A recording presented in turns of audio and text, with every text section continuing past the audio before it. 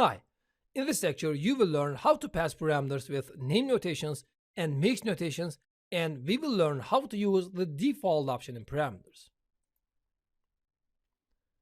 If you know some other languages, you have the chance to call the methods or procedures with or without parameters. I mean, you can call the procedure without a parameter even if it has some parameters. In plsql, we can do that too. Sometimes the parameter is not so important for you.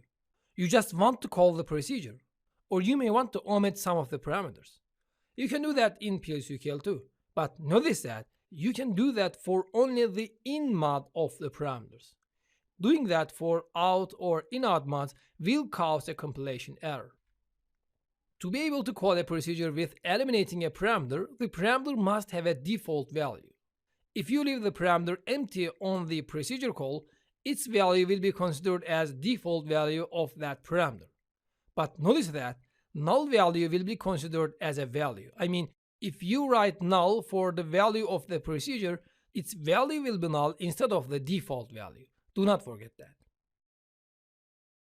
Alright, to specify a default value for a parameter, you write default keyword and the value or expression right after the type of the parameter. Be aware that the default value must be of the same type with the parameter type. Expression means a calculation or something that results a value with the type of the parameter. By the way, you can write column equal instead of default keyword to specify a default value for the parameter. It will be the same. Great. Now let's make an example about how we use default value within a procedure.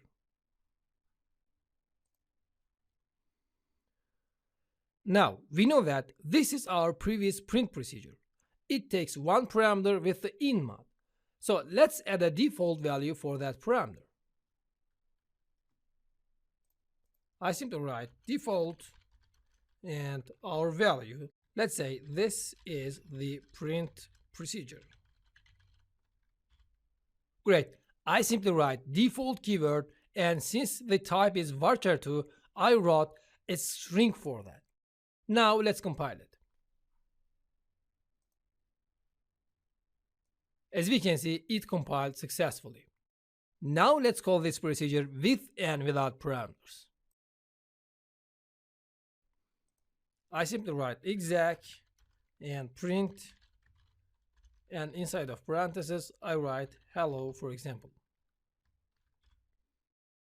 We know that we can run a procedure with using execute command. We can use the exact short name instead of the execute. It has the same functionality.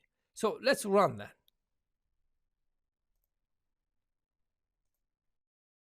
As we can see, it printed hello. We could use that with a parameter. So let's delete the parameter then. I delete all the things and leave it empty. Now let's run it.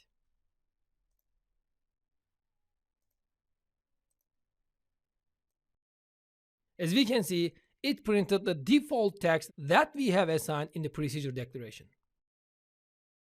So we could call the same procedure with different number of parameters. But let me show you what will happen when you pass null as parameter.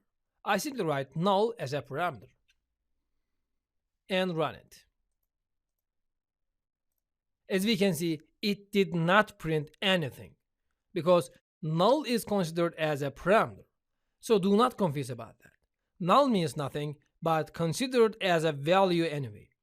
So the default parameter is not printed on the screen. It printed null, and null has no value, so nothing on the screen. Great. What if we have two or more parameters? How will we leave the first or second parameter empty? So now let's create another procedure and see if we can do that. Assume that we have a procedure adding new jobs into the jobs table.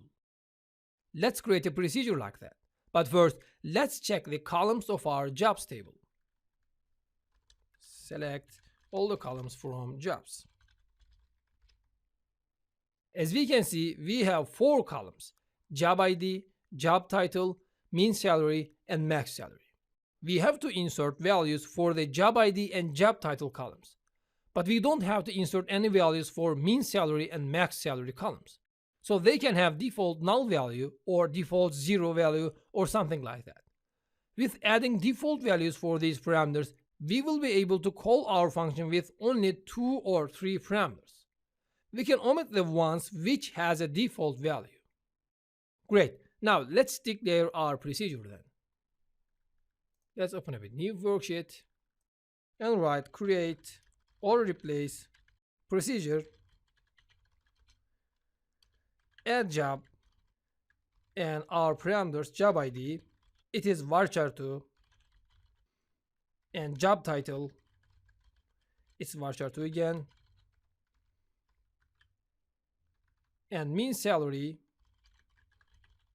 its number, and default value is 1000 for example, and max salary, its number again, and its default value is, let's say, null, and our is keyword. Now our begin and end keywords, and between them our insert clause, insert into jobs values, and our job ID, and job title, and mean salary, and max salary.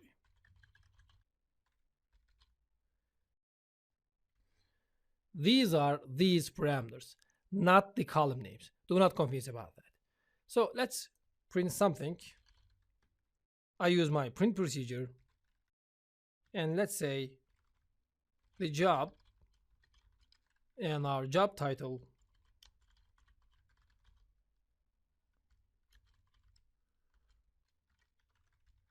and is inserted. Now let's run it. Great, we could create our procedure. Now let's call it with the parameters.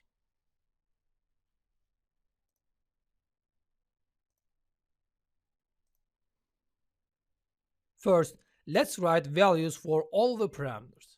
So I write exec and add job and our parameters.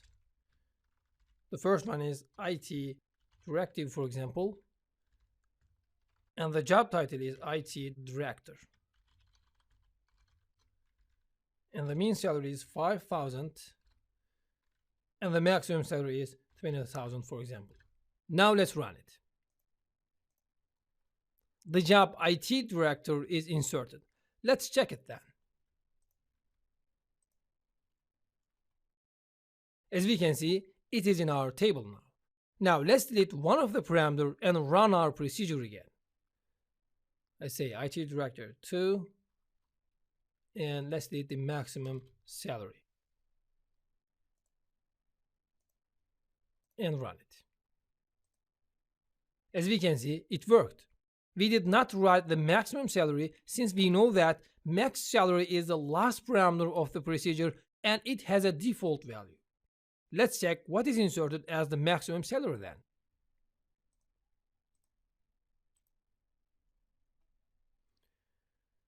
It inserted null since we assigned null as a default value for this parameter. So let's delete the mean salary too then.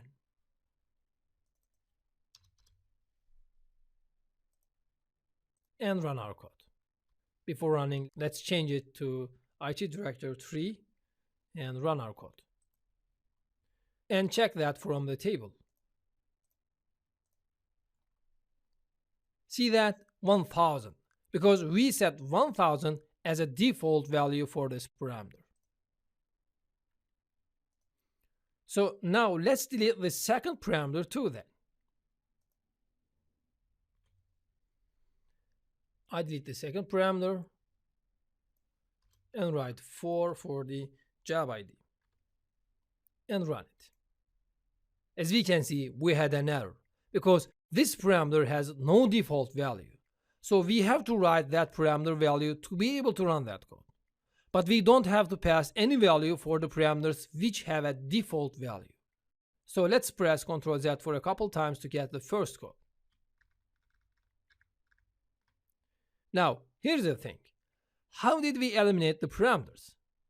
We simply write nothing for that. We deleted the fourth parameter to eliminate the maximum salary. Then we deleted the third value to eliminate the minimum salary. So how did it understand that which value will be assigned for which parameter? It is by the position of the parameters. We can see from here that the first value will be assigned to the job ID, second one to job title, and goes on like that. So if we write three parameters on the call of the procedure, they will be assigned into job ID, job title, and mean salary by default. Now here is the problem. What if I want to eliminate the minimum salary and pass a parameter to the maximum salary? How will we do that? If we write three parameters, the third one will be assigned to the minimum salary. But I want to leave that empty and pass the value to the maximum salary. Can we do that? Yes, we can do that with the named notations.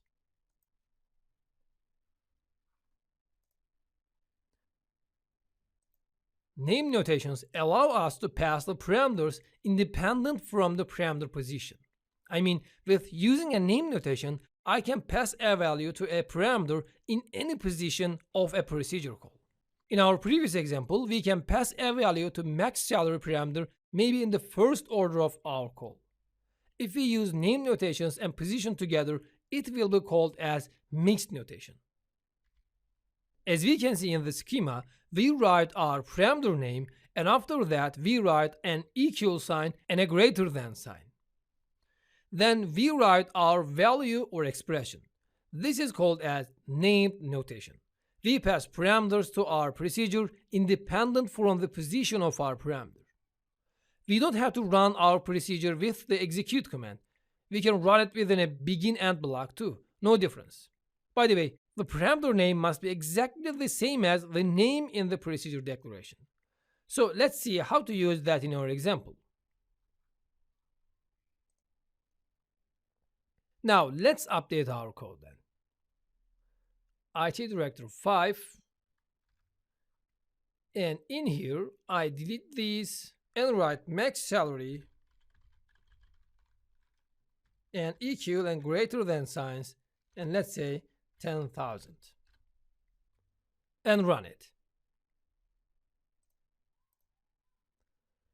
See that? Pretty simple. I write max salary because max salary is the name of the parameter, then equal and greater than signs, then the value that I want to assign. Now, since this has both positional and name notations, this type is called as mixed notations. We know that the first two values are considered as positional. So now let's try to pass a parameter to the minimum salary, but at the first position. So I write mean salary and equal and greater than signs and write 500 for example. Now let's run it. Before running, let's change this to 6 and run our code. We have a problem here. We got an error and it says a positional parameter association may not follow a name association. Means you cannot write a positional notation after the name notation. Since we write mean salary name notation before the job ID parameter, we got an error. But we have to write these two positional parameter values. So I need to write mean salary after these notations. So let's cut that from here and paste it to the end.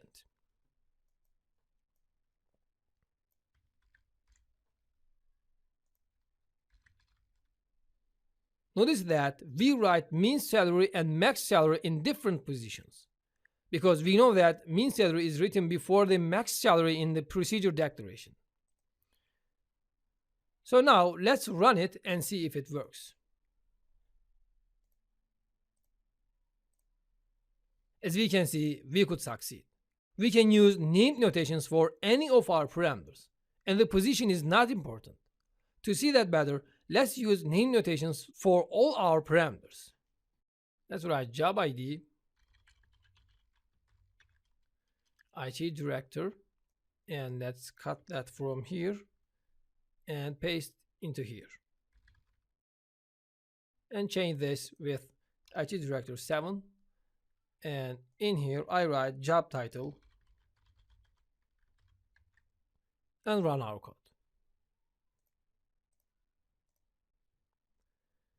As we can see, no problem.